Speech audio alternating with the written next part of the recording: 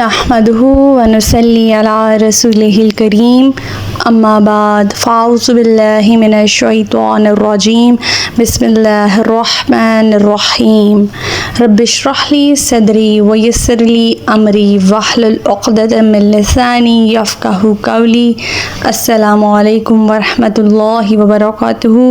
صراط مستقیم میں آپ سب کو خوش آمدید۔ پچھلے سبق میں ہم نے پڑھا کہ اللہ تعالیٰ فرماتے ہیں کہ اگر تم نے اللہ سے کوئی عہد کیا ہو تو اسے پورا کرو اور اپنے قسموں کو پکا کرنے کے بعد مت توڑو، جبکہ تم اپنے قول و قرار پر اللہ کو ضامن بنا چکے ہو۔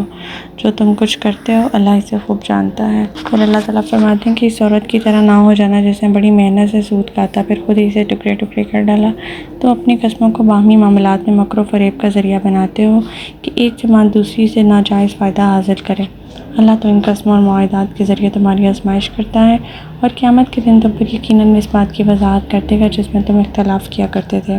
اگر اللہ چاہتا تو تمہیں ایک ہی امت بنا دیتا، لیکن وہ جسے چاہتا ہے گمراہ کر دیتا ہے اور جسے چاہتا ہے ہدایت دیتا ہے، اور جو کچھ تم کرتے ہو اس کے متعلق ضرور تمہاری باز پرس کی جائے گی۔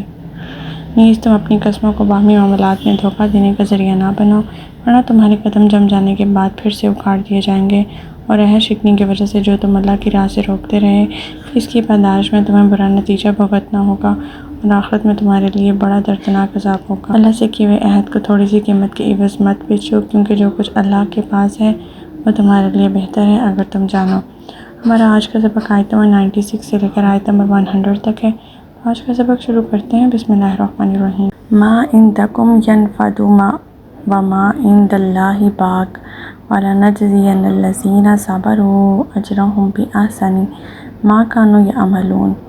جو کچھ تمہارے پاس ہے وہ سب ختم ہو جائے گا اور جو کچھ اللہ کے پاس ہے وہ باقی رہنے والا ہے۔ ہم صبر کرنے والوں کو ان کے اچھے اعمال کے مطابق ضرور ان کا اجر عطا کریں گے۔ یہاں پہ صبر کرنے والوں سے مراد وہ لوگ ہیں جو دنیاوی مفادات کی خاطر اسلام کی اعلیٰ اقدار اور رسولوں کو قربان نہیں کرتے تھے، بلکہ رسولوں کی خاطر دنیاوی مفادات کو قربان کر دیتے ہیں۔ دنیا کا مال جتنا زیادہ ہو، دنیاوی مفادات جتنے بھی زیادہ ہوں، ان کے لیے وہ سب فنا ہو جانے والے اور ختم ہو جانے والے ہیں، مگر رسولوں کی خاطر دنیاوی مفادات کو ٹکرا دینے سے جو آخرت میں اجر ملے گا وہ بہت ہی زیادہ پائیدار اور بہت بہتر اور بہت ابدی ہو۔ آیت نمبر 97۔ من عمل صالحا من ذکر او انثی وہو مؤمن فلنحیینہ حیاۃ طیبۃ وَلَنَجْزِيَنَّهُمْ أَجْرَهُمْ بِأَحْسَنِ مَا كَانُوا يَعْمَلُونَ۔ شخص بھی نیک عمل کرے، خواہ مرد ہو یا عورت، بشرط یہ کہ وہ مومن ہو تو ہم اسے پاکیزہ زندگی بسر کرائیں گے اور آخرت میں ان کے بہترین اعمال کے متعلق انہیں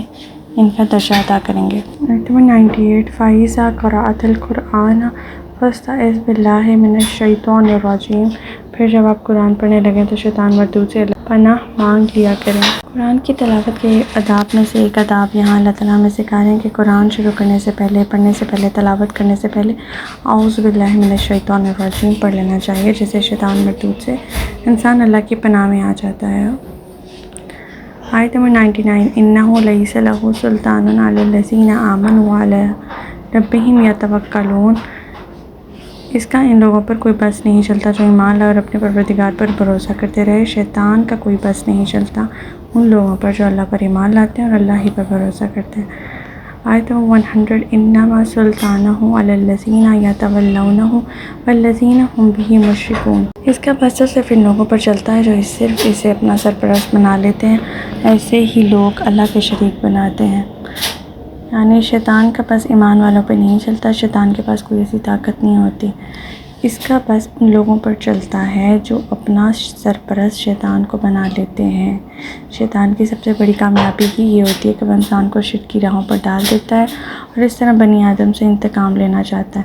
جو لوگ اللہ پر توکل کرتے ہیں، ان کا عقیدہ مضبوط ہوتا ہے، وہ شیطان کے داؤ کا شکار نہیں ہو سکتے، یقیناً قرآن ہی سے وہ ہدایت حاصل کرتے ہیں۔ تو ہمارا آج کا سبق یہیں تک تھا۔ اللہ تعالیٰ سے دعا ہے کہ اللہ تعالیٰ قرآن پاک کے احکامات پہ ہمیں عمل پیرا ہونے کی توفیق عطا فرمائے۔ اللہ پاک ہمیں ہدایت دے جس کے بعد گمراہی نہ ہو۔